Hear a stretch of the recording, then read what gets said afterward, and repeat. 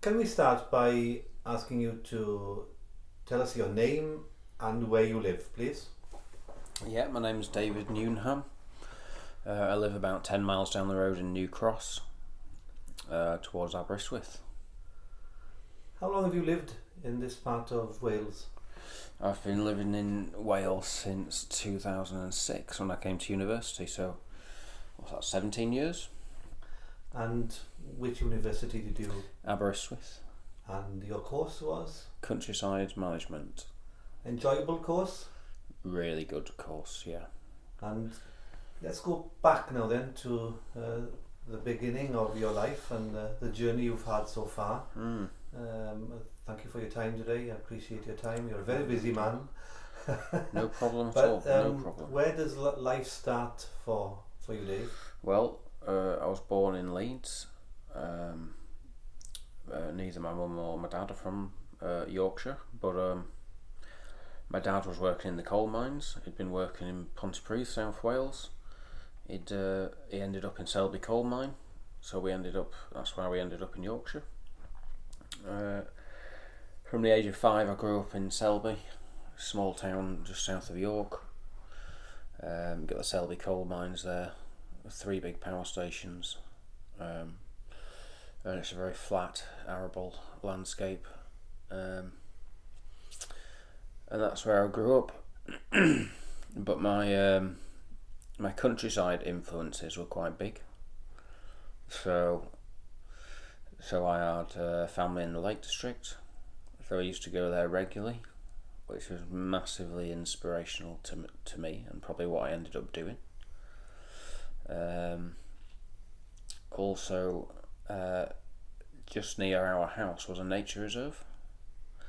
It used to be a Selby tip, so it was a big landfill site basically that was reclaimed by Selby District Council in 1980.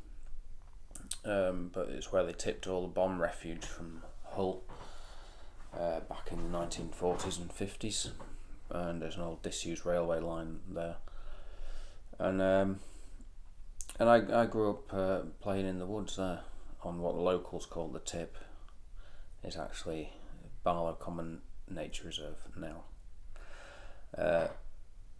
And after getting chased around by the wardens there for many years, I ended up as a volunteer there. So I started doing work experience there through college, because I was really going towards an environmental based career. I didn't know countryside management existed. I wanted to do work experience on this nature reserve. I got there and did 2 weeks. There was 2 female wardens there, and they were absolutely superb, and they were a big influence on me as well. And the way that they managed the site, you know, how meticulous they were and how sensitive they were about things, actually just changed my perspective on what their job was and what it could be for me. You know, being able to look after a special place like that. So that was influential to me. So I carried on working there for 1.5 years every Saturday, as well as other paid jobs that I had to do. So, what age were you at this time? That was between age of 17 and 19, because I went to uni at 19. And I'd been working in McDonald's, various factories, and a shop, and I was a cleaner actually at the time that I was working there. I was cleaning every day after college. So I still obviously wanted to go and work on this nature reserve every Saturday, and that was interesting. That was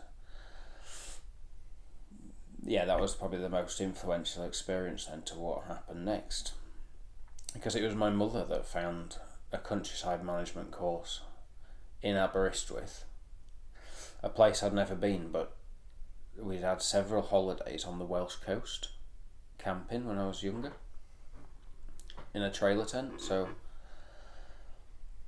I just thought, wow, that this, what I've been enjoying doing, I was very lucky to find. So my mum found the course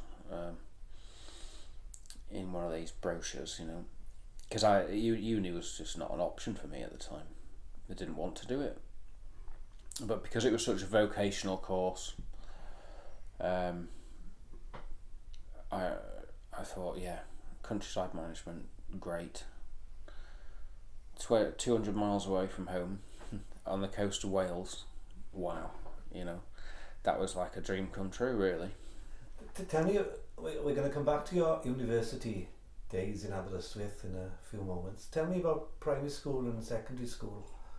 And of course, you've described yourself living in a coal mining community.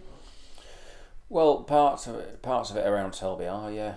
Definitely, if you go into South Yorkshire, they're all coal mining towns and villages. Selby town itself, not necessarily a coal mining community.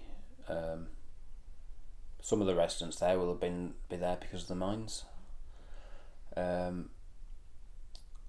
But it was my dad's influence, really. That's why we'd have ended up there, because of his line of work. Yeah. So primary school, what was that like? Where was primary school for you? Primary school was in a village, so we were in between a village and the town. And I went to the village primary school, which had 50 kids in it. So when I went to high school, there was 2 high schools then, just up the road in the town. Both with over 1,000 kids. So whichever one I went to, it was going to be daunting for me. And it was, but these are the things that form us into who we are. So secondary school teachers and favourite courses. Favourite courses was geography. Subjects even, yeah. Geography and drama, believe it or not. I'm a bit of a drama queen. Because it was fun, and believe it or not, art. And I used to do cooking as well. But apart from that, I think I mostly hated high school. Didn't get on that well with the teachers, or some of them, and I found it much more beneficial doing something. So working on the nature reserve, I actually learnt something. You did your GCSEs? I think I did GCSEs. I did okay. I did sort of fairly average grades. I went to college then to do A levels because I wanted to keep my options open. Didn't get on very well in the first year for various reasons, and then went back. So I had all these part-time jobs, but I had to go back to college to try and achieve something. So I chose a science course, which was quite broad, covered all sciences, and was and gave me 3 A levels in the end of it. So that's what I did, and I completed it, and I got more than enough points to go to Aberystwyth University. So that was fine. So you were building up for this future away from home, 200 miles from home. Yeah. On the Welsh coast. Well, I had no idea it was going to happen, until nearer the time. Doing a science course for me was about keeping my options open, because it's a broad subject, science. It can it could be about more or less anything. But it was also one of my favourite subjects, and it was it's always interesting, science. So I didn't know countryside management existed. Nobody at that age, not many people anyway, actually know what they want to do. I didn't have a clue. It was working on the nature reserve. I thought made me think this is what I want to do. And I've just discovered that it exists. So you got your A-levels? Yep. Good enough to get you to Aberystwyth University. Yep. Did you go straight from A-levels to Aberystwyth University at the age of 18? Yes, well I was 19 because I messed up my first year at college. But yes, I did go straight. And was there an open day, or did you get a chance to come see? I did go to an open day. My dad brought me down for an open day, so I had a look around, and yeah, it was exciting. You know, it was really interesting. We were based on the Rural Sciences campus in Cambrian. We were the last year of students to live in the accommodation that was built there in the 70s. And I'm being shown around them, and all the, you know, breeze block walls painted white inside. It reminded you of prison cells, you know. And the rooms were tiny, and that was a bit of a shock. But I mean, you know, what do you expect? But the buildings were actually falling down, which is why they were condemned and demolished after we moved out. So we're talking now about the fact that you've arrived in Aberystwyth. Yep. September, October, maybe. Yep. So how did you settle into Aberystwyth, having lived in Yorkshire? Well, I suppose it was all about making friends with people on my course, and I'd moved into accommodation with a mix of people who were on the Rural Sciences campus. Some of them were doing countryside management, some of them were doing agriculture or equine studies, stuff like that.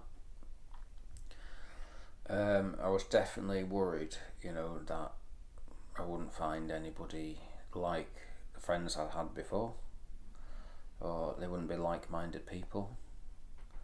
But I actually met some really good friends there. And yeah, there was like-minded people there, and we had a great time. Have you stayed in touch with those friends you made? Some of them, yeah. Yeah. Would you say that some of them are still? Well, one of them in particular, you know, comes to visit every year, and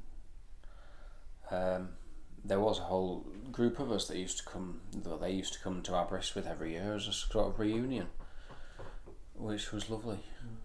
So on this Aberystwyth University course, countryside management was it called? Yep. What experiences did you get as a student? Because you have the options in this part of Wales of the coastline, the valleys, and of course the mountains as well. What experiences did you get during your course, and so where did the course take you in terms of learning? It tried to give you more field trips, so more studies outdoors and doing sort of practical monitoring of things or whatever. And it was interesting. They took us to Ynys sand dunes, so we're looking at the dune, you know, the dynamics of the dune system, how it changes over time, and the different stages of it, how the vegetation succeeds itself and develops over time. Cadair Idris, looking at the geology. We went up to the lake there. Great fun. We came to the Havard Estate. We went down the coast. We went to the National Trust Nature Reserve. I can't remember the name now. Is it Myneth Graig? Yeah. Did a management plan there. We did a woodland management plan on a local woodland. Can't remember where that was, near Llanilla, I believe. And a lot of the, you know, habitat management and science-based modules were fairly basic. You know, for me coming from a science background, I kind of covered a lot of it already. So they were giving you the basics, and then they were translating it into countryside management terms, if you like. So how do we apply that knowledge to managing, you know, a certain site? To be totally honest,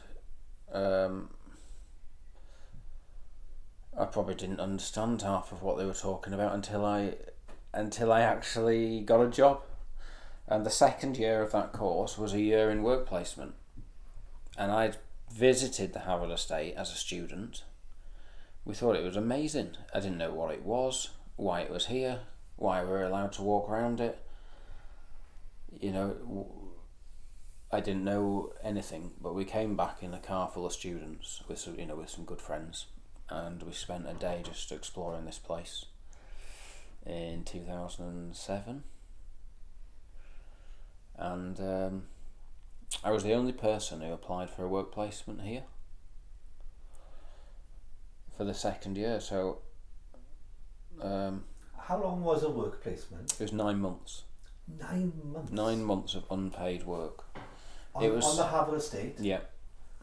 I had to get transport to get to work from town. I had to find accommodation in town. I had half a student loan. I had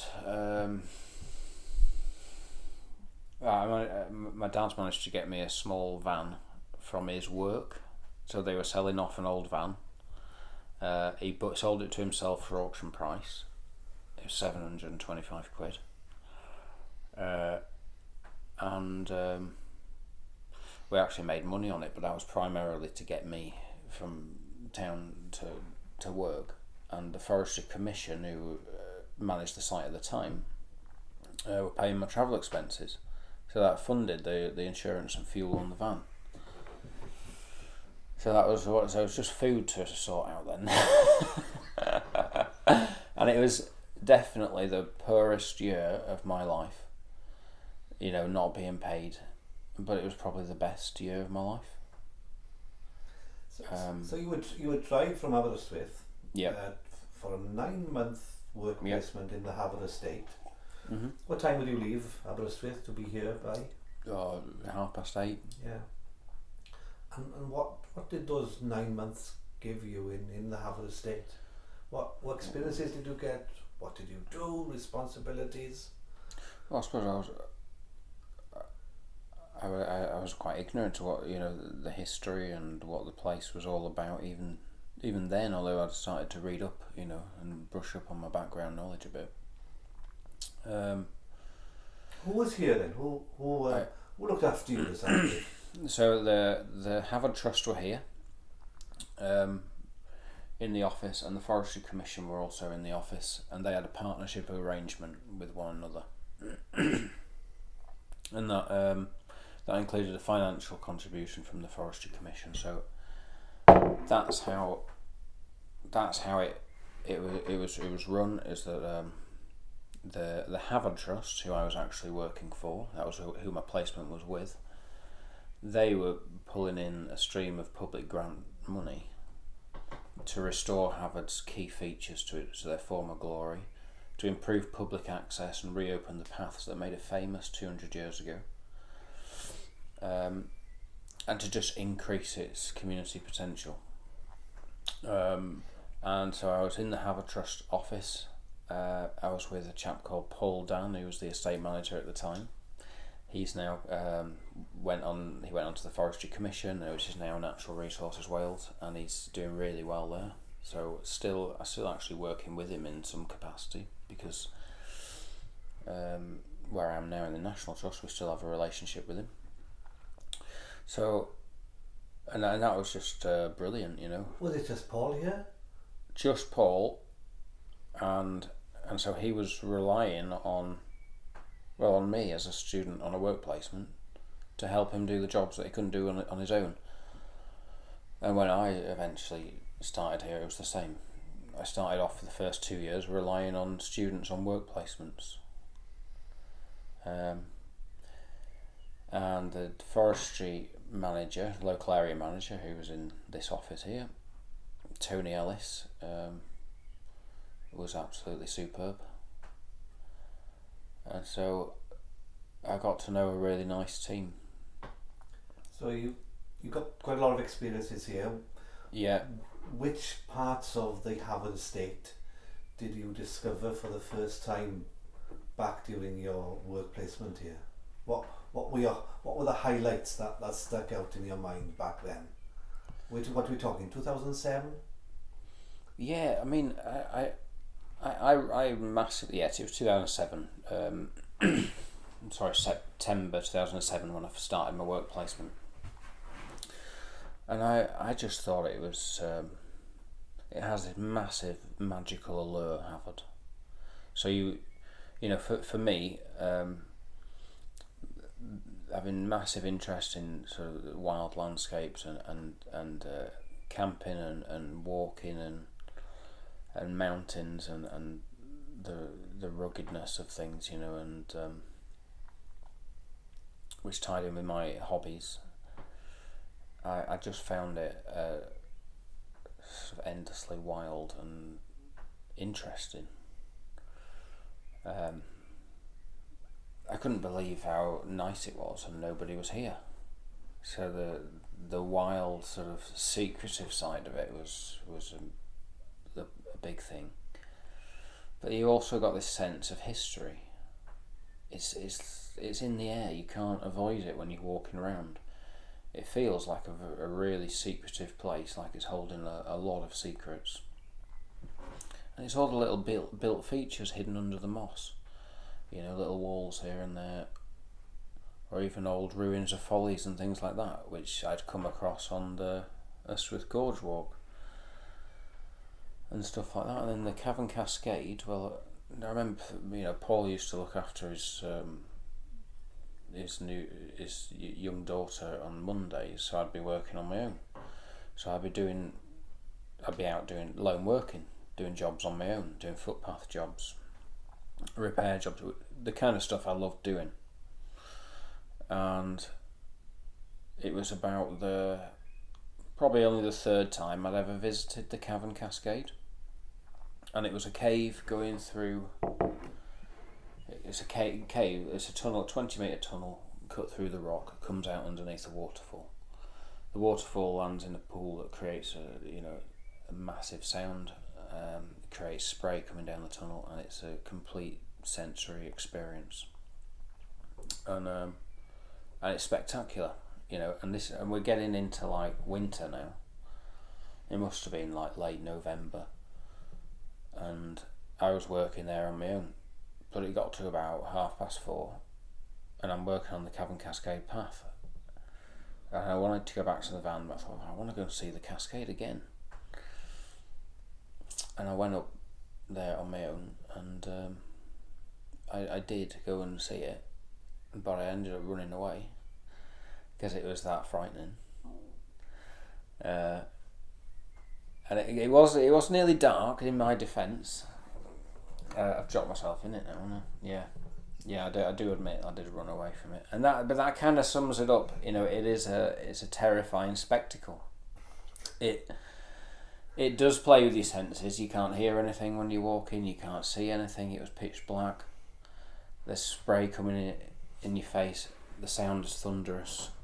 And for the first time, that I'm going to call it terror, because the terror it is associated with the picturesque in certain contexts, and it gripped me. And it was a different vibe coming from the Cambrian mountains that day, if you like, and that's what I feel in the winter. It's a much different thing to the summer. So it's a very. I just think that this landscape has got a lot of emotion and feeling and history, and I sense that. I feel it. You got a good baptism, I'd say, in terms of that 9-month work experience. Yeah. Were you looking forward to it coming to an end? No, because I wasn't looking forward to going back to uni, and I didn't particularly enjoy my last year at uni, but certain things we learnt in the first year, like I was saying, didn't understand what they were talking about. So, for example, they could have been talking about countryside politics, and all the different organisations in the countryside.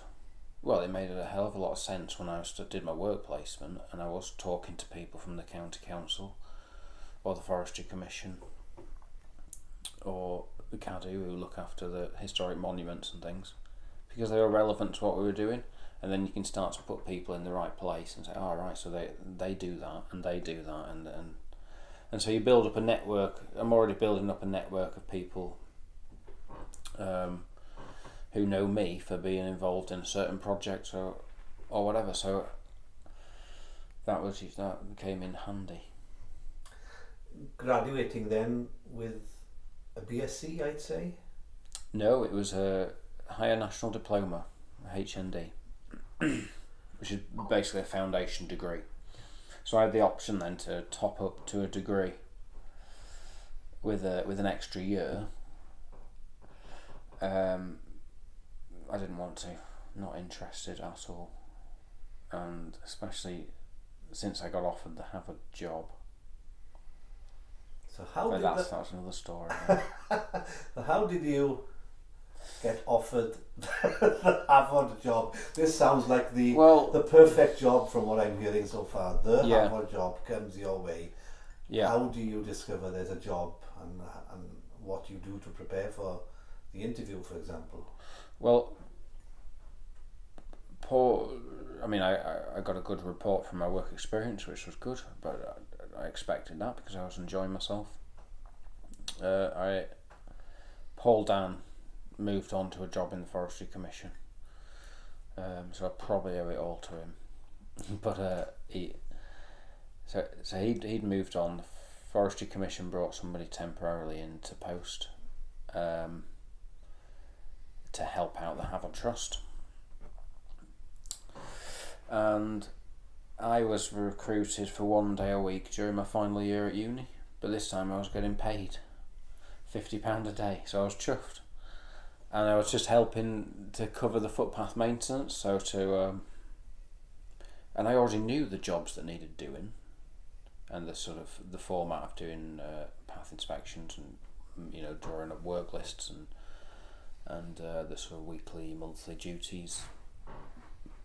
Clearing drains or what the culvert needs checking, or I knew the routine. So I was brought in to help, and that was great. So still in touch with the Havant Trust. The temporary bloke then moved on back to a job in the Forestry Commission, and they actually thought he might be staying. So they didn't realise they were going to be left in limbo. I finished uni in the May, which was pretty much exactly when they needed somebody, and I was brought in on a 3-year contract as acting estate manager, so a temporary sort of role, and they put me on minimum wage on a Go Wales placement, which was Go Wales were funding students into new roles, helping employers fund jobs for students and things like that. And so Jenny, who worked for the Havant Trust, had got Go Wales to fund most of my wage for 3 months. And For 3 months? For 3 months, yeah. I immediately saw that as a probationary period, which is basically what it was. So I worked really hard, and I was often staying here late. I didn't care, I was on my own. Probably shouldn't have been lone working.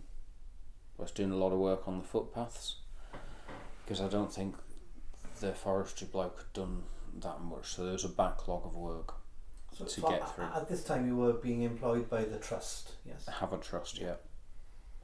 And all that my remit was to keep the main things ticking over: the holiday cottage and the car park and the paths, and the priority safety jobs. So public safety and the things that the trust were running to keep them going. But there was a lot more to the job than that, and I already knew that, so I could really hit the ground running try and do as much work as I possibly could. And there was also this really interesting Mrs. Johns's Garden project on the go, which had just got off the ground after the Forestry Commission had felled all the trees in Mrs. Johns's garden and moved the forest road to the outside of the garden. So a big ambitious project had just begun, which I'd been slightly involved in as a student and then as a part-time employee. So that was really exciting. So I had to project manage that as well, and we had a bit of grant money. And still in the 3 months period, yes? In the 3 month period, yeah. I mean, that project, it went on for years, and it's kind of still going on now because it's a feature that we maintain and put a lot of work into, and it's still evolving. So at the end of those 3 months, what happened next? I was offered a full-time contract with a salary, and which year was that? That was 2009. So that was August 2009, and I was over the moon then. Did you still have the van, out of interest? No, the van. Literally after my work placement, we sold it and made money on it.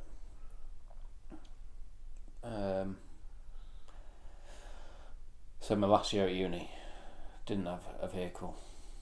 Jenny used to pick me up and take me to work for that 1 day a week. And then when I started with the Havant Trust, they gave me the work van to get to work and back.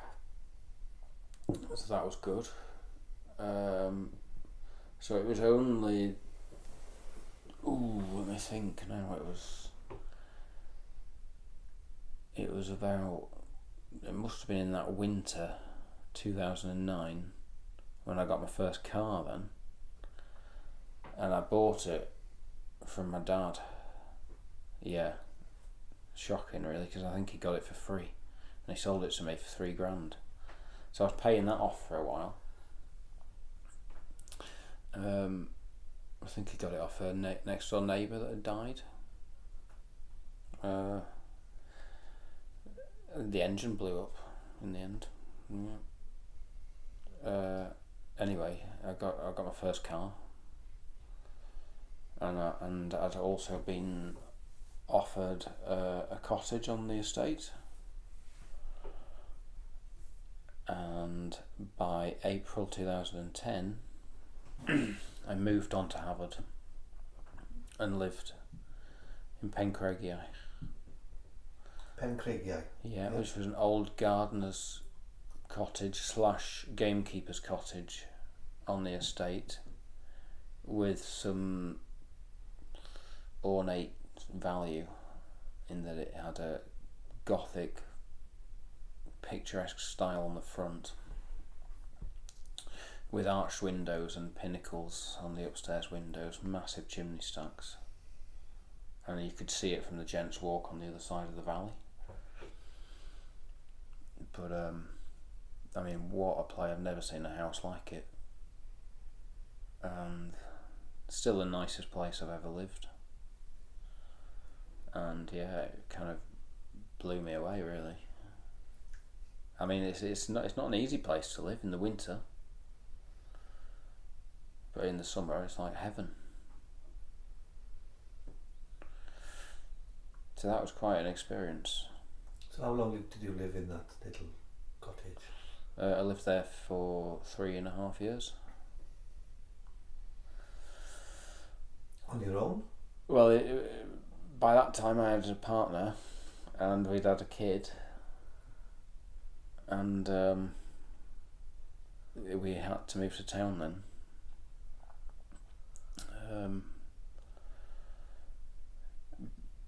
For the sake of my partner really, and the kid. I mean, I would have stayed there. Don't get me wrong, but she didn't drive, so she was basically imprisoned in the woods.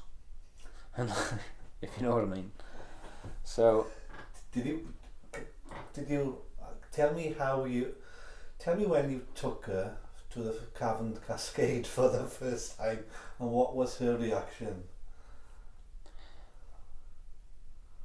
Yeah, I don't remember taking her to the Cavern Cascade for the first time, because I think she used to come with a couple of friends and her sister up to the house during the days, and I'd be working, so they'd go off and explore the estate on their own.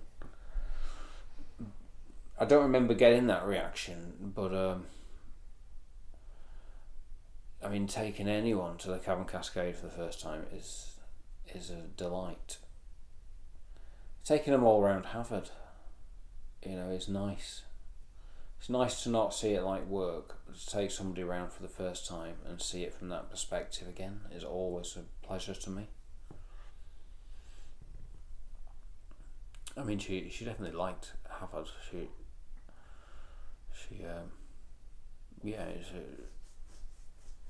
I think it's a nice surprise for anyone that comes here. So moving back to Aberystwyth, Mm-hmm. but still working here in the Havard estate.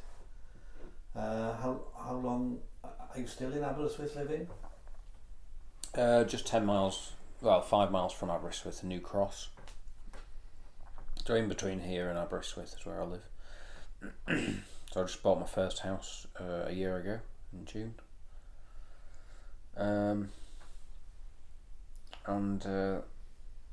Yeah, that's a major step forward for me.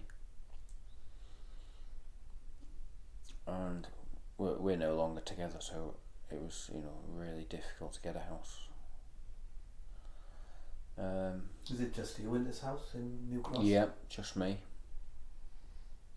And so yeah, being on your own, really difficult to get a place around here. So you haven't got the jobs to support people. I mean, I'm lucky to have a job here. It's a niche industry, if you like. It's not a big industry. It's very small. But this is the kind of place you're going to find a job like mine, and a lot of people are going to want to do it.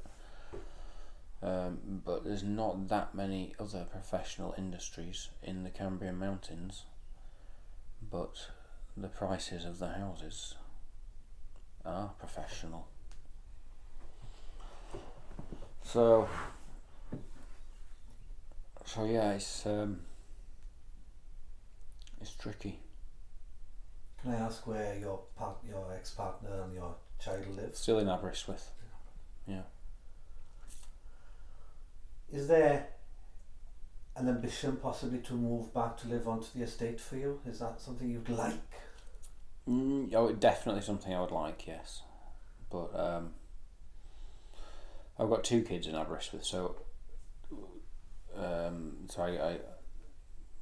it's useful for me to be near a town. And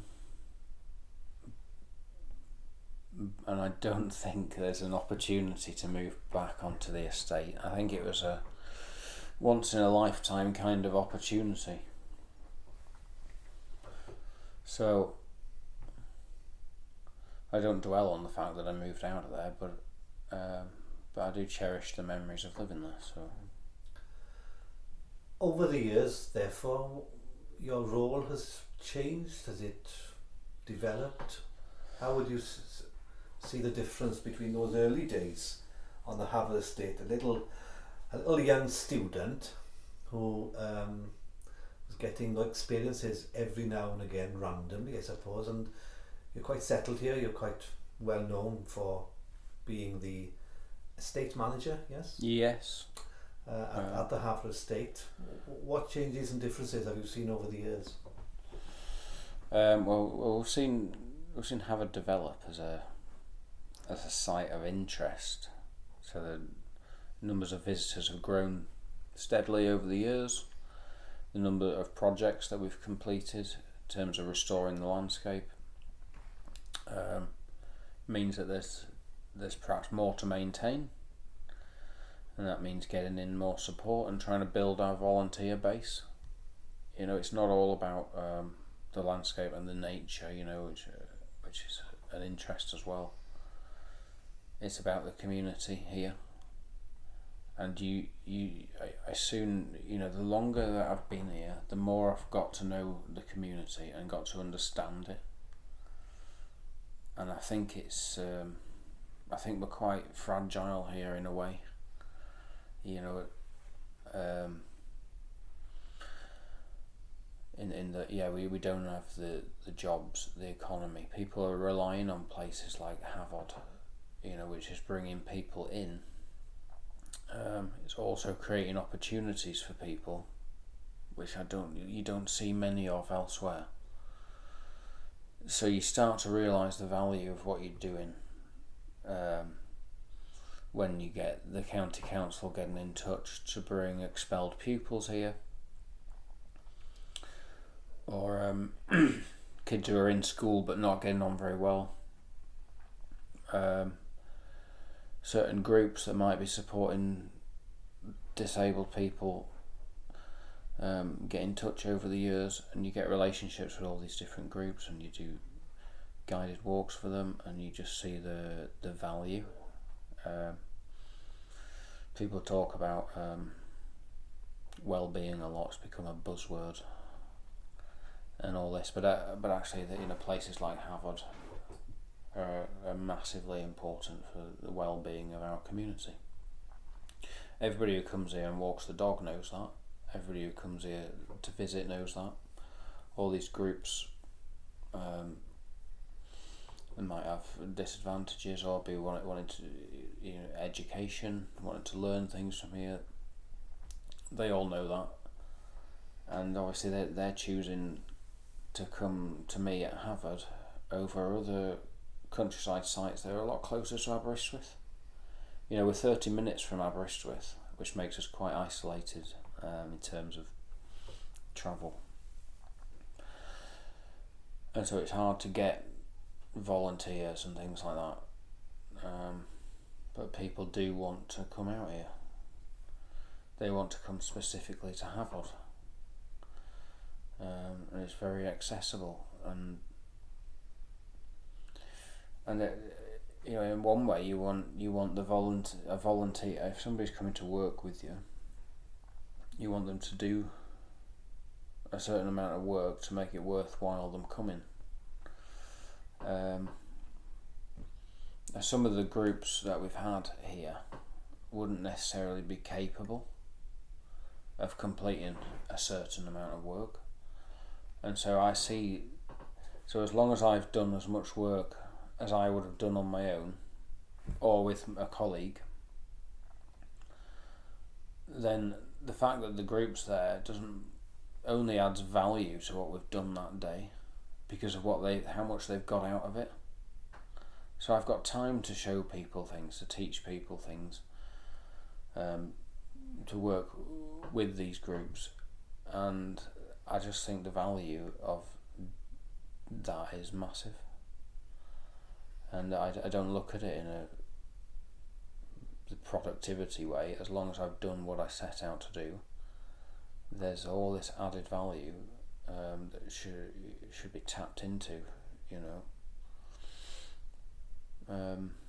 You've mentioned there, from what I can recollect, 3 categories of visitors to the CUPHAT estate. You've got your local, maybe bringing their dog.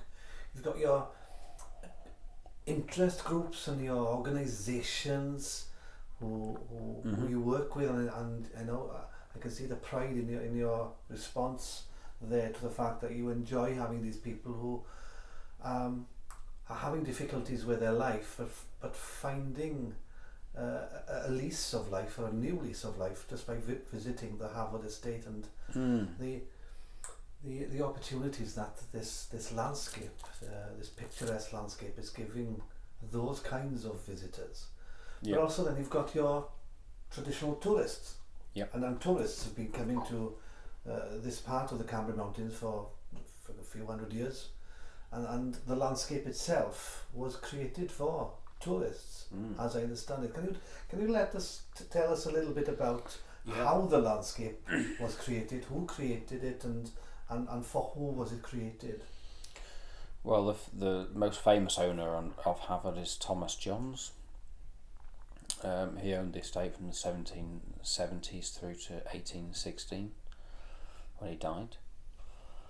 And he inherited it from his grandfather. He'd married into Croft Castle in Herefordshire, which was owned by the Knights. And Thomas John's uncle, for example, Richard Payne Knight, was a famous landscaper, and a lot of the people and gentry that he was mixing with would have been famous landscapers, and were developing this concept of the picturesque at the time, which was a movement of ideals, how the landscape should be manipulated, and what was beautiful and what was romantic, or what this idea of picturesque was. Famous artists were trying to paint the picturesque, so anything worthy of being painted was picturesque. So quite a gentrified idea, but quite influential as well throughout Wales and England. And this idea that we're celebrating a wild scene is quite interesting. And they found all the essential elements of a picturesque landscape on Havard. Instead of trying to create it and manipulate things, because you see it in parks and gardens around England, Wales had it. So Thomas Johns grew up in Croft Castle, was educated at Edinburgh University, and then went on a tour of Europe, as well as the Scottish estates, and would have had a massive influence from wild scenes around Europe. And having inherited certain Welsh estates from his father, Havard was probably the least valuable in terms of, it was an upland sheep farming estate. It was probably quite rugged, barren in places, wild and untamable. But he wrote to his best friend when he first visited Havard to say that he'd found paradise. So he saw something here that I think other people had seen throughout history as well. It is a harsh environment, it is rugged, but it had this quality that all of a sudden had become valuable.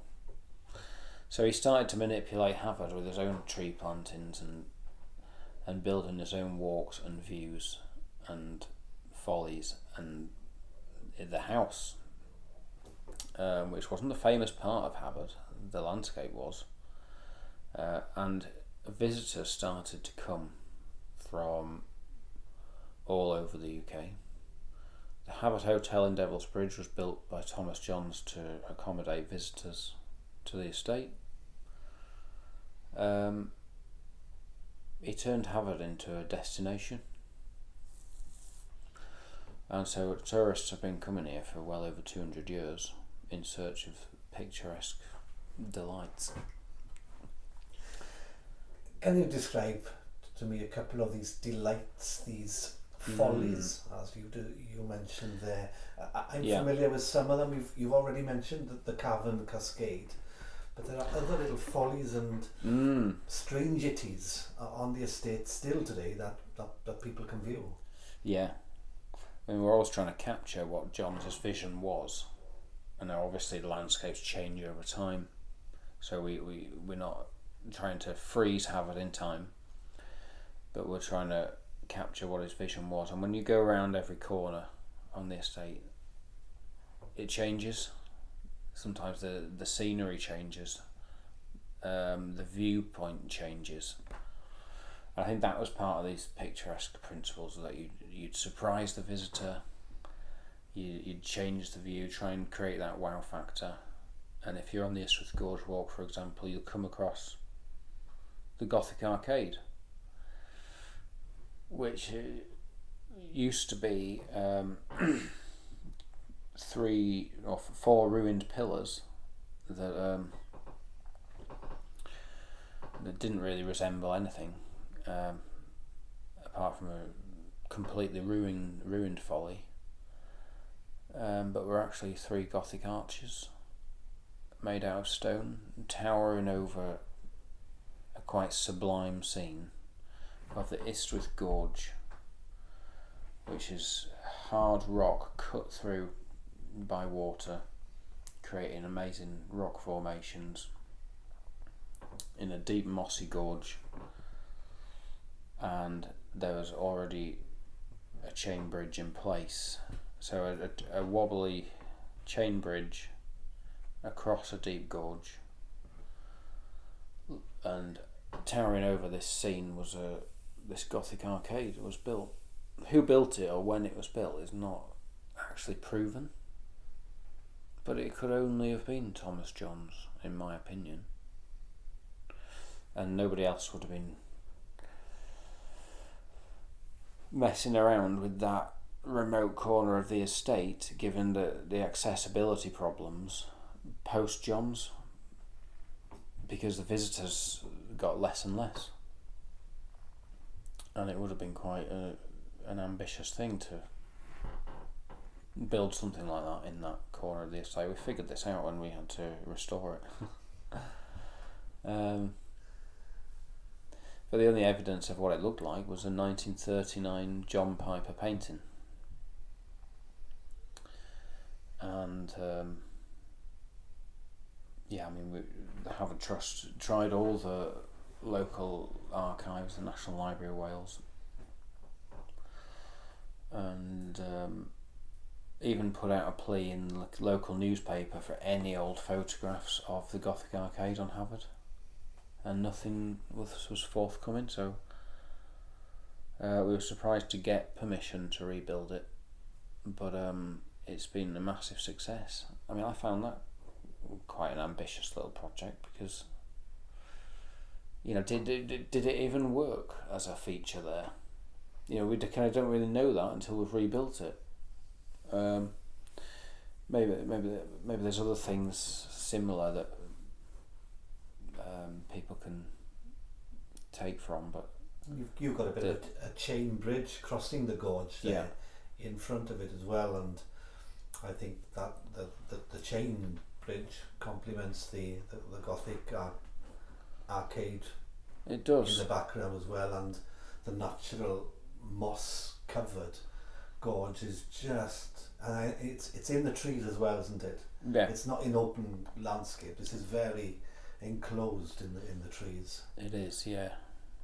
And it's a very wooded gorge, yeah. And the trustees that were working for us had massive depth of knowledge on Welsh landscapes, picturesque landscapes, and country parks. So they were absolutely spot on when it got rebuilt, how it would look and what effect it has. It kind of blends in but adds something to it, and there's a lot of that on Havant. I know for a fact, having visited the Havant estate at night, 1 o'clock in the morning, to take a photograph of the Gothic arcade and the bridge, it is it's terrifying. You mentioned the Carvan cascade earlier, and that terror moment.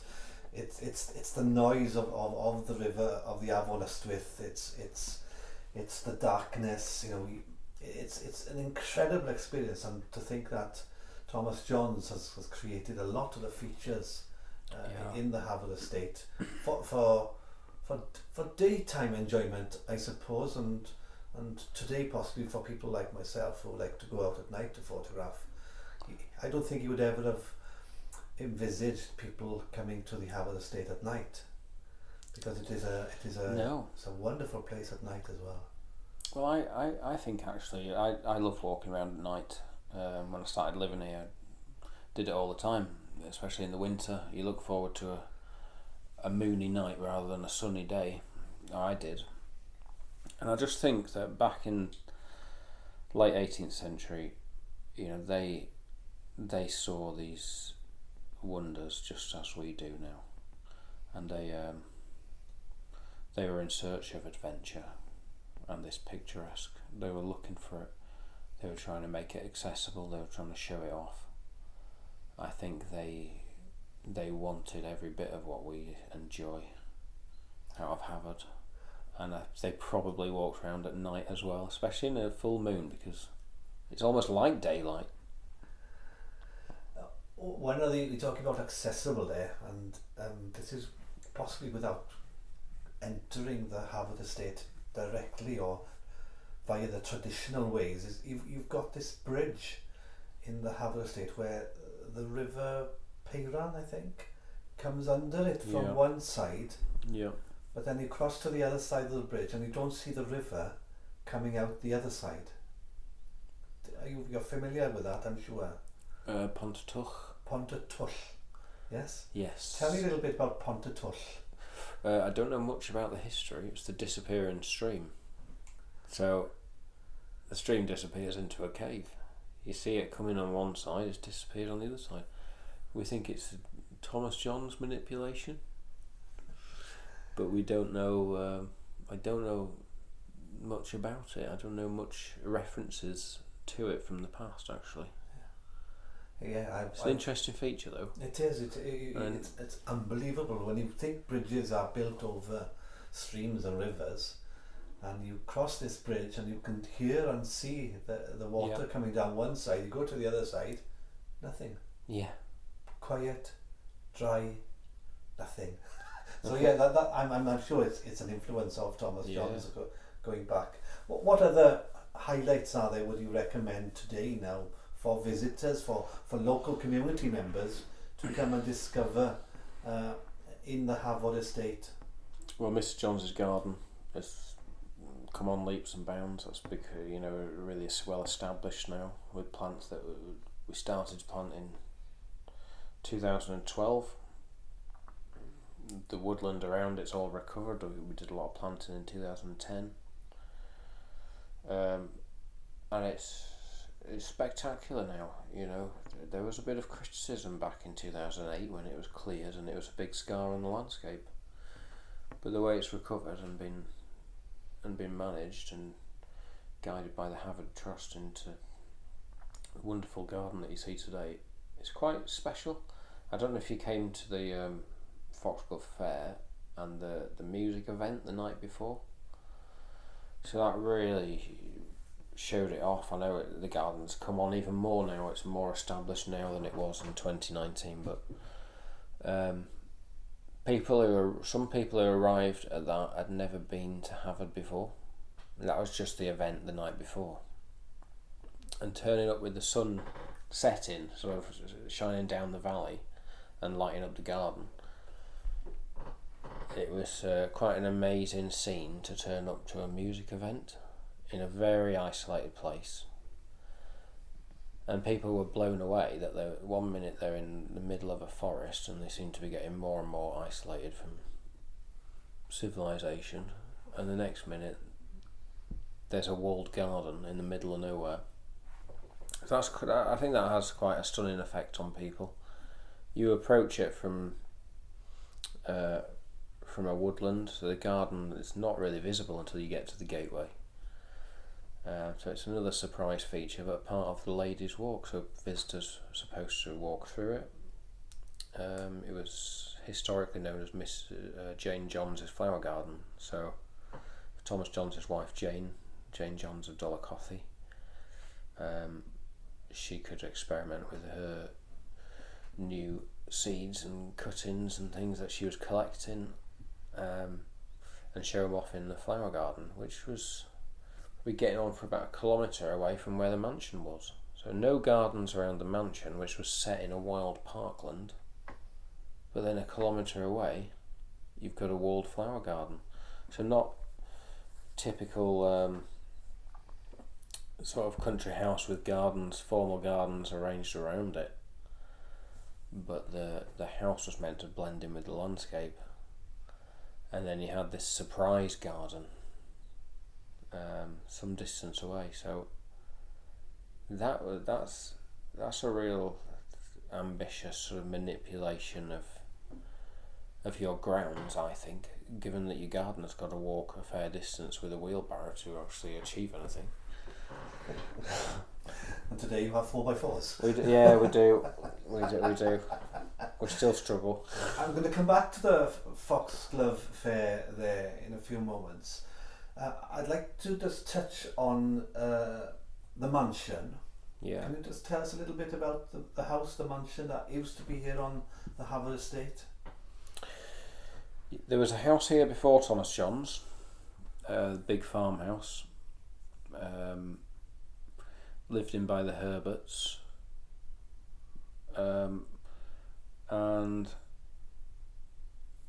Havard was part of the Cymyswyth Grange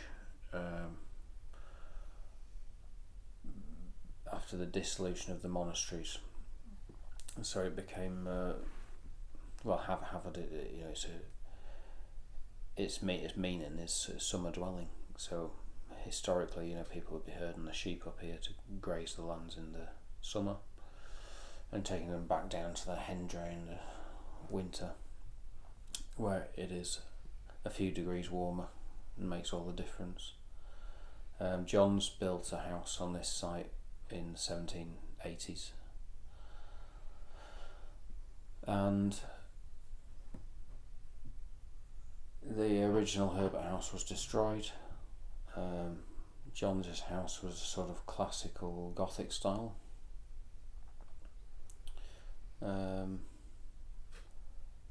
And he famously built an octagon library which people came from far away to see, which had a collection of, quite a good collection of literature, some of which was printed at his own printing press just up the road at Pendray. So there was some interest in John's house, but definitely the landscape was the main thing. The house was kind of spoiled really after Thomas John's, when new owners kept extending it, and I think it's happened to many houses, but they get too big and too much to manage. John's house actually burnt down in 1807, and there's a monument called the Firestone on the hillside there, which marks the spot where the family watched the house burn down in 1807, and then it was rebuilt, and John's made some sort of alterations when he rebuilt it, which were more to his taste, still in a classic Gothic style. So it did go through periods of change, but it was, we haven't gone into the Thomas John's story that much, but it, like most owners of Havard, it ends in tragedy. His only daughter died at a young age, a premature age of 27, and was possibly born with a chronic illness, which might have been to do with the inbreeding, because Jane Johns was his first cousin. And there's a tragic marble sculpture in the Havard Church that depicts Thomas and Jane at the daughter's deathbed. And the daughter, Marianne, was extremely intelligent, because she was a very keen botanist and had a huge correspondence with Sir James Edward Smith, who founded a botanical society, and was sending specimens of plants and insects to him in London, some of which is now on display in the London Museum, and some of which the species are now extinct from Havard, so types of mosses and lichens, and haven't been to see them, but that was a really interesting friendship between this young girl and this botanist. So I think she would have been quite talented, and when she died, that really was the beginning of the whole tragedy. I think John's sort of threw more of his money at Harvard, and it ended in bankruptcy. The estate was only passed from father to son once in history, during the Waddingham time, and it was only very brief. So I think that tells a story, and that people throughout history who have tried to make a living from Harvard have failed. Some people call it the curse of Harvard. I think there's a Hollywood film here somewhere. Yeah. So successive owners, they all made their own alterations and modifications to certain buildings, and in the Harvard Church actually is the only one that wasn't. Well, that burned down in 1932 and was rebuilt, so that's been altered as well. But it's the only remaining John's building. All the other ones were kind of altered. And the house then, it got too big.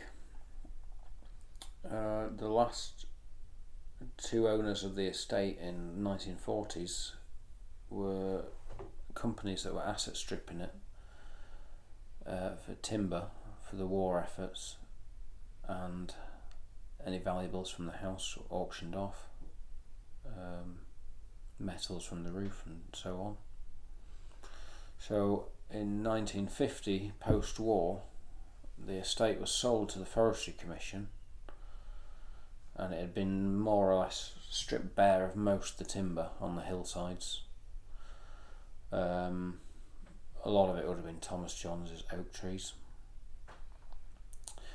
and the Forestry Commission had a remit then to provide a sustainable timber resource for the UK, so they planted everything with conifers, every corner of the estate. And so all the conifers you see on the estate today, they're 1950s Forestry Commission plantings. And gradually over time they'll be removed, and the ancient woodland will be restored. And that's come on leaps and bounds over the years, but it's obviously a long-term vision, so there's a lot to do there. Unfortunately, there's some of the sort of tree disease work that's meant that the felling programme's been sped up a little bit at the moment, so it will also speed up the restoration of the ancient woodland site. You've mentioned the Harvard Trust, which is who you worked for initially when you arrived at the Harvard, and you've also mentioned volunteers. So the Harvard Trust worked with volunteers, yes? Yep. Do you remember some of these volunteers, who they were, and any characters, any fun days out with volunteers? Yeah, loads of them. We've had loads of them.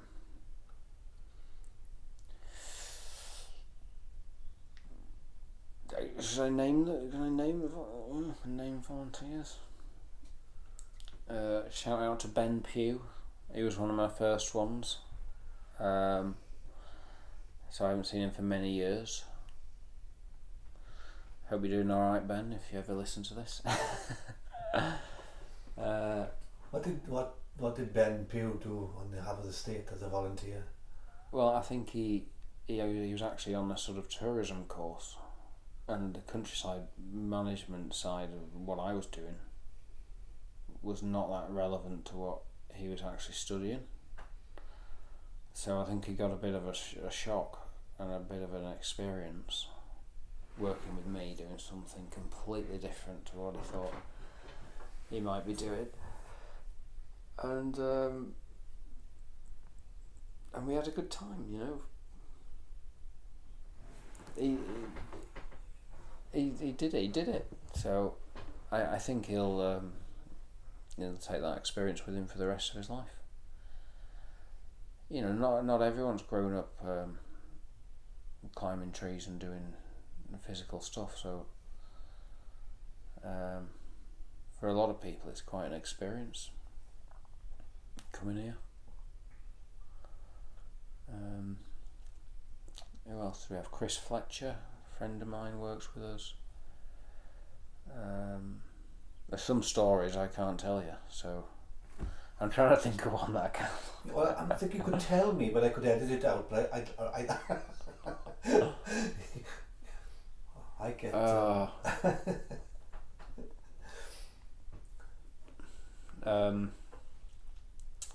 Ed Pickford. Just going to name a few. Liam Selleck, Charlie Howes, Yestin Jones. What type of work were these? These were all countryside management students on work placements. Alex Smith, Sean Riley. All students? All on the same course. Do you get any volunteers that are not students, maybe local community members? We do, yes. Do you have currently a volunteer scheme where anybody who would like to come and volunteer? We do indeed. At the moment. It's changed a little bit with the National Trust, because we have to create a role for that volunteer and then kind of advertise it as if it's a job, and they go through a similar kind of recruitment process then, which makes it a bit more formal, and a bit more difficult in a way. I've always kept the door open because we don't get that many volunteers. It's not like I'm going to be overrun with them and have to start managing them, but we used to have a really good relationship with Aberystwyth University, so we'd be advertising the placement experience to the countryside management students, and we'd get them every year, and we started getting more and more until they closed the countryside management course, which to me was a real shame, a little bit short-sighted perhaps. I understand that the course didn't get the subscriptions the university would have liked, but when I speak to people in the industry in this area, a lot of them did that course.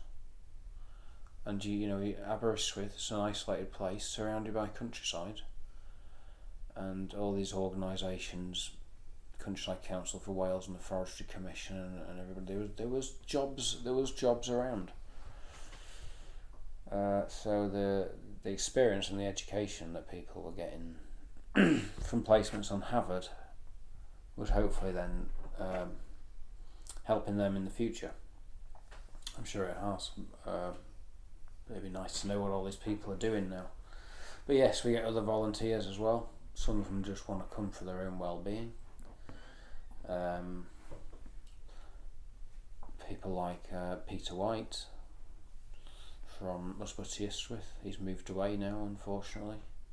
We still get Lawrence Dowden and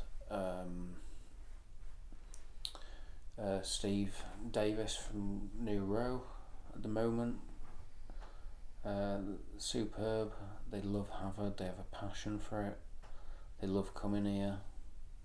I just love to see people enjoying it. They're both super helpful. We've had people come in to Harvard from the Wallets charity, who are helping people who are vulnerably housed, helping people who are kind of struggling in society, need help. They do an amazing job, the Wallets staff, and they've been involved in Harvard for a couple of years, and even sent volunteers in a taxi on their own, people who are suitable to just come and volunteer, but they haven't got the transport they need, and they were funding that for a while, and that's it was amazing. We rely in parts of Wales like this on volunteers and the goodwill of the local community. Tell me a little bit about the Foxglove Fair and that event. You touched on it earlier with regards to the little concert you held. Yeah, the Foxglove Fair. Where did that idea or concept come from? Well, I got involved with Pentir Pumlimon, who are a tourism association or an organisation that promotes tourism in the Cambrian Mountains, not-for-profit organisation. Promoting tourism in this locality of the Cambrian Mountains. And because they were a local partnering organisation, I'd show up representing the Have a Trust to AGMs, stuff like that, and get involved in the meetings a little bit. And then they were actually, at the time, they were working on, this was around 2016, something like that. I don't know if you remember, we went on the Vale of Rydal Railway, ended up at Devil's Bridge, and we had this sort of free lunch and a talk, and it was all about this Miller research group that had been brought in, contracted in, to complete a feasibility study into what does the Cambrian Mountains need, what are its strengths, what are its weaknesses, and what does the tourism industry need to help it develop and improve. So as one of the sort of key attractions, we were invited along, and that was great. And a lot of things that we already know, but as an organisation, in order to get funding, sometimes you need a study that proves where the funding should go. So what came off the back of that was quite interesting. Pentir Pumlimon got the funding then to employ a community development officer, which was Tanya. So Tanya was employed then on a 3 or 5 year contract, I can't remember, and by which time I'd actually become a Pentir board member, so agreed to be a Pentir Pumlimon board member. I got roped in at a AGM basically. And Tanya had approached me with this idea of ticking off something else on the Miller research study list. So they'd got the tourism development officer. They'd also highlighted there was no events in this area. No events were going on that was really promoting the area. And the promotion of the area was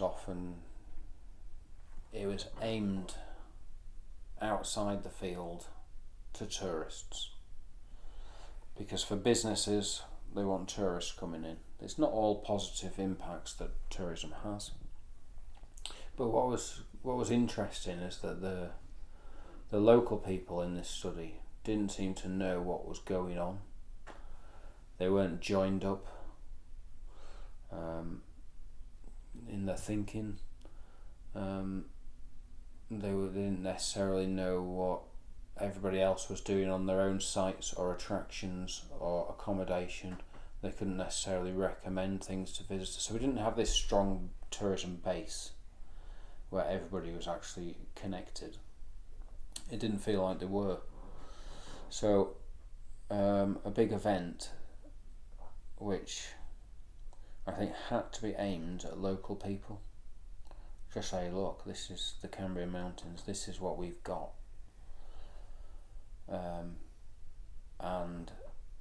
And so the idea, taking all that into account, was to create a summer fair that would promote as many businesses and local organisations as we possibly could.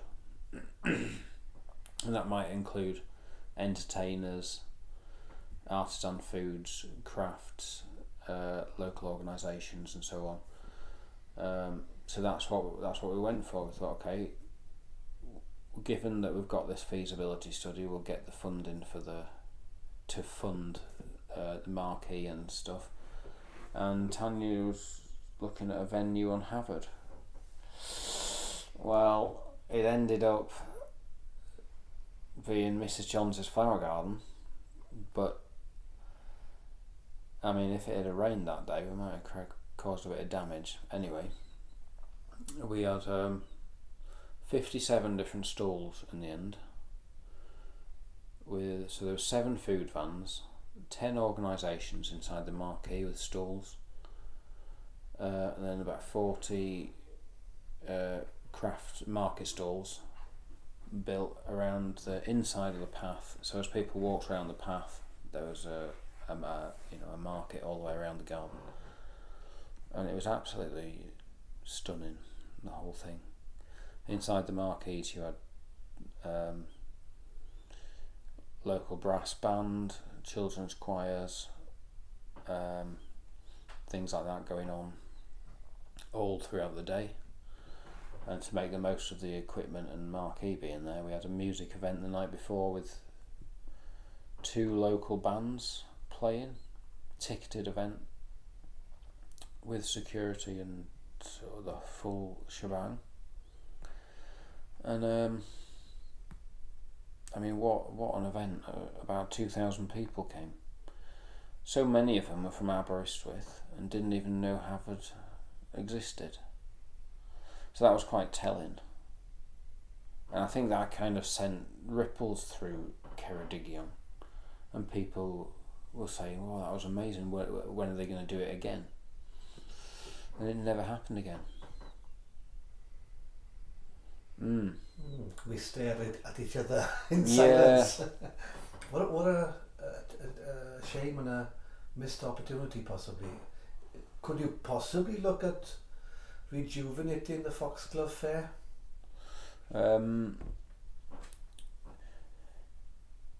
Yeah, it'd be interesting to see if the National Trust are, interested in big events like that.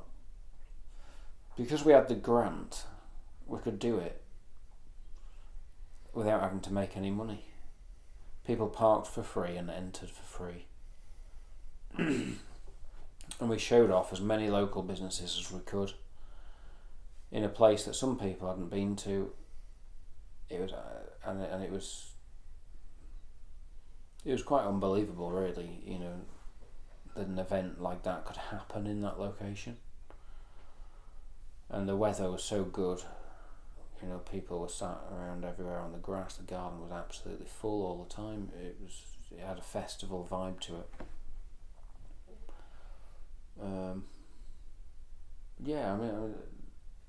If the National Trust are keen on doing events like that, then yes, it may well happen again.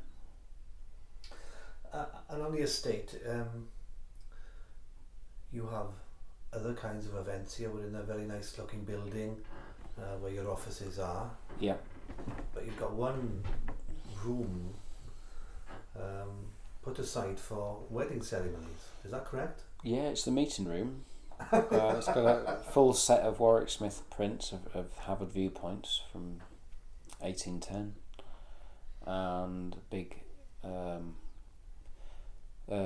portrait on the wall of Elizabeth Inglis Jones, who's an author, wrote about Havard. So it looks very grand in there. It's the old coach house, the old stables and coach house building. So you got these big double doors that will open up, letting a lot of natural light, and it just offers itself as a really nice wedding venue. So in 2013 we got a wedding licence and we started offering weddings.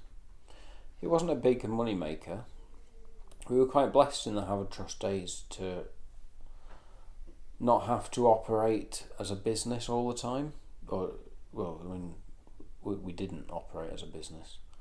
So we didn't. So if we trialled weddings and we could make our licence fee back and a bit more, then great. The trustees were happy enough with that. But we were just promoting Havard even more. So reaching out to more people and giving people the chance to come to this special place to get married. And now we've probably had over 30 weddings on Havard, so.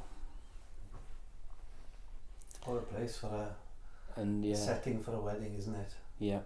So, How does a wedding happen here? What's the processes you have to undertake before the wedding day itself? Well, you get in touch with us, and then you get in touch with the registrars separately. You tell them what venue you're going to book.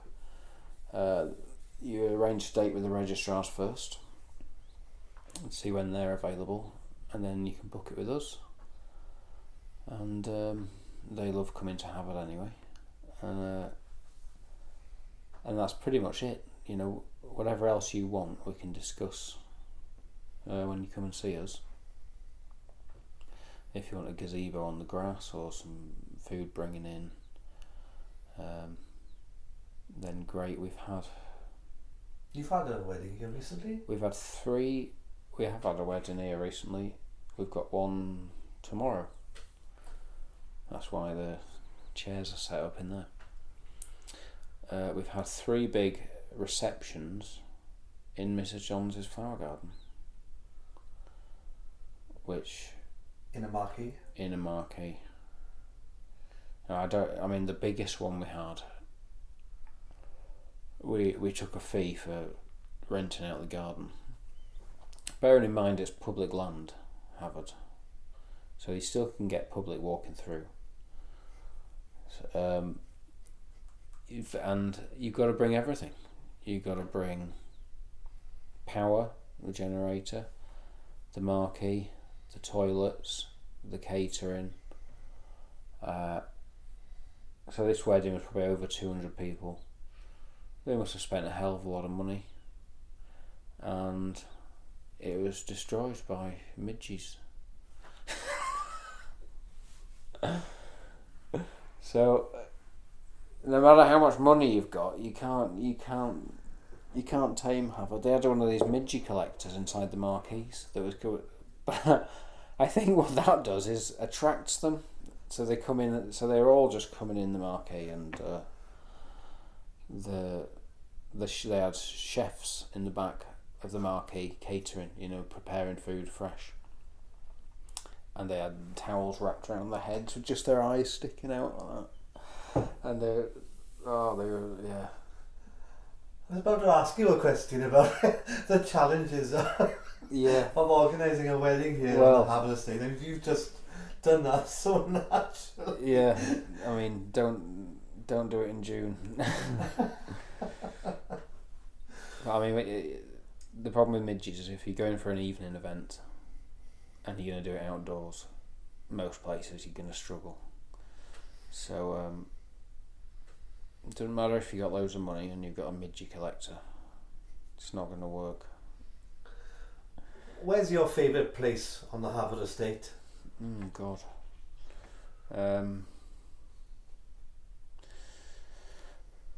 Favourite place on the Havant estate? It's hard to pick a favourite place. I like being down by the river, and there's certain bits where I know I can go that feel really wild. There might be like a big oak tree there or something, but it's not necessarily on the path. So if you came to Havant now, you could walk around and perhaps only see a couple of people because it's a big landscape. In the summer holidays, might be more people knocking around. But if you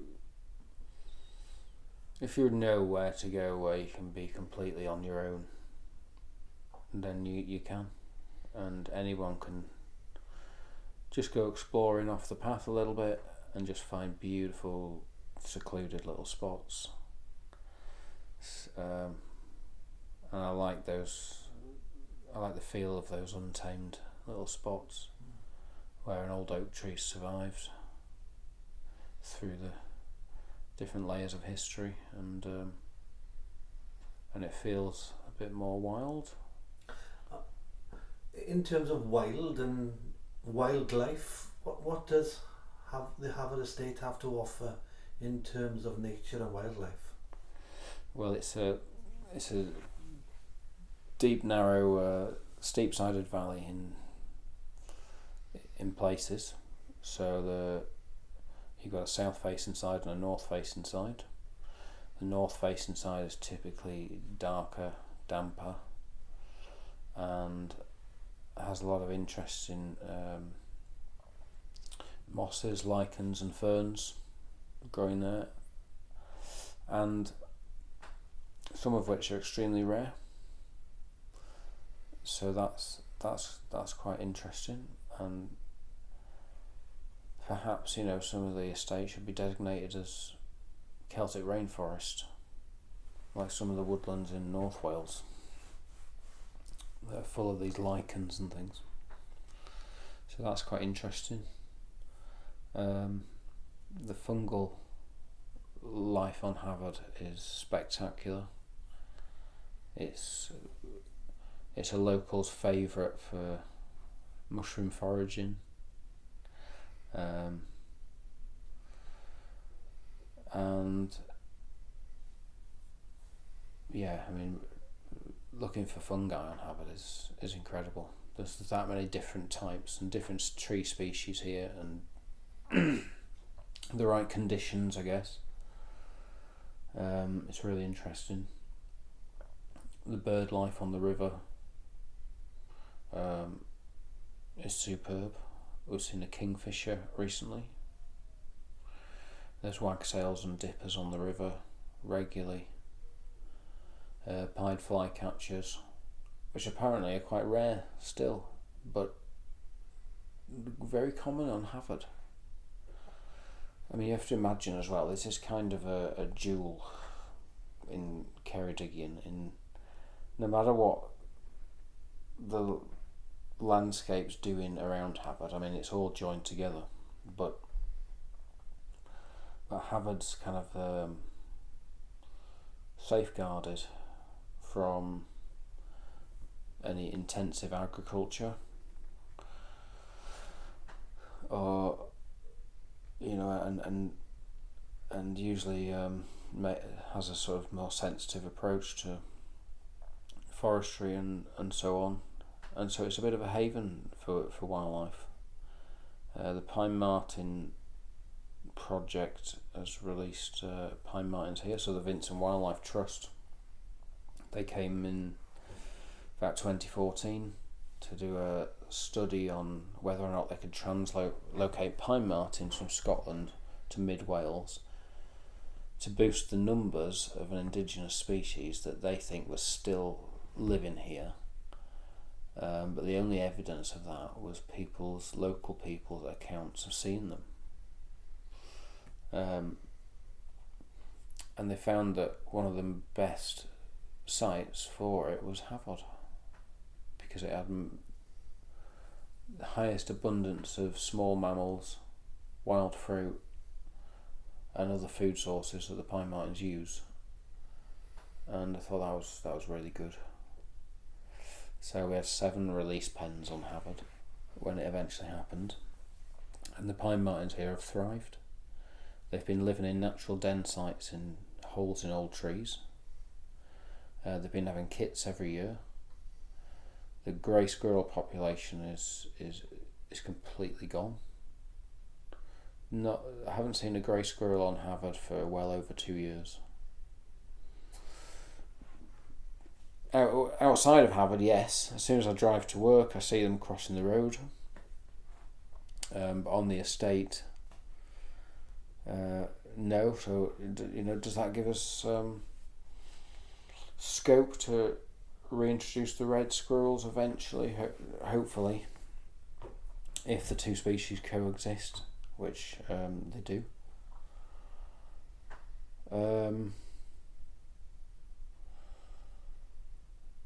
What other wildlife we got?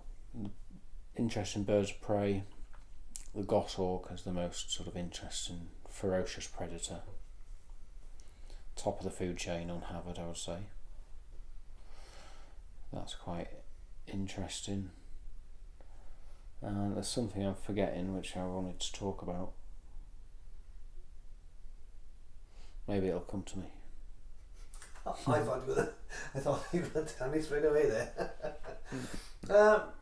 You've lived in Wales now since 2007. Do you dysgu Cymraeg? Tipyn bach. Dwi'n moyn dysgu siarad Cymraeg. Right. Da iawn. Dwi'n falch clywed.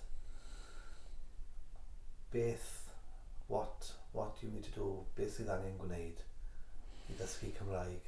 What do you need to do? I need to book a course. I need to get on one of these evening courses in town. And I really do, because I keep telling my kids that learning Welsh is going to be so important, not just for them, but it will be important to them when they get older and they learn who they are, because at the moment they're kids, but when they form an identity, it will be important to them.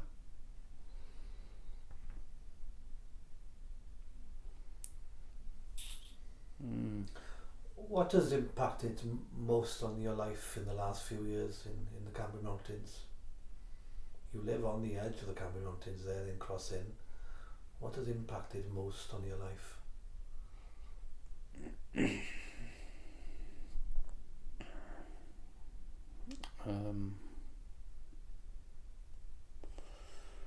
Well, my kids, I suppose. Yeah, definitely my kids. And well, I find the landscape endlessly interesting, and I try to show it off to my kids as much as I can. So just taking them out to little places that I know, or days out to attractions. Where do you think your children get the most enjoyment from, possibly on the Harvard estate or even further afield in this part of Wales? Where do they say, we want to go there, we'd love to go there? Well, it seems like they get enjoyment from nature like me, but maybe that's just because I take them there all the time. Now that I'm part of the National Trust, we've been to a couple of country houses where they're learning about Welsh history and stuff, so that's interesting for them, because they learn about Welsh history in school, so they like that sort of thing as well. But being out in the woods foraging for mushrooms is great fun with kids. It's a treasure hunt for them. They'll spot every type of mushroom and point it out to you. So, and if you start identifying them with the kids, they really start learning what's what pretty fast. In fact, they probably remember them better than me. If you were walking down the street in London, for example, and somebody asked you, where are you from, where would you say you were from? North Yorkshire, probably, but it doesn't mean that much to me, as in I don't really identify as being from Yorkshire. What does that mean? Well, I didn't care that I was from Yorkshire when I moved away from Yorkshire, because I wouldn't have left otherwise, probably. But didn't have there was no strong culture there, really. I definitely saw that in Wales. Well, there was more culture and just a sense of pride in Wales. Didn't feel a sense of pride in Yorkshire, although a lot of people in Yorkshire are, and I can see why. Yorkshire's a great place, beautiful places there. It's just the place where I was, and at that moment in time, I just saw a sort of better life for myself, moving away from there. But as far as identifying as being from somewhere, that's a struggle for me, to be honest. My mum and dad weren't from Yorkshire, so it's not like I've grown up in one of these like born and bred Yorkshire families, like anywhere. So I never had any sort of major ties there anyway. I had family in other parts of England. So I moved to Wales, and now I've got 2 Welsh children, and I've now lived in Wales longer than I've lived anywhere else. Well, if you count Leeds and Selby, then yeah. So I probably identify more as Welsh. Somebody says, where are you from? I'm in London. Well, I'd probably say Wales, thinking about it, because yeah. But it's a tricky one for me. Yeah. That's a good answer. In case David Newnham, may I thank you for giving of your time today, and thank you also for all the work of preservation and conservation that you've done over the years, the pride in your work, and the contributions you've done locally, such as Pentir Pumlimon as well. I understand you're the chairman now. Yeah. Not just the board member. That's right. Yeah. But giving of your time for local organisations and the development and improvement of the quality of life here for people is important, and we appreciate the work you do here at the Harvard Estate. So thank you for your time this morning.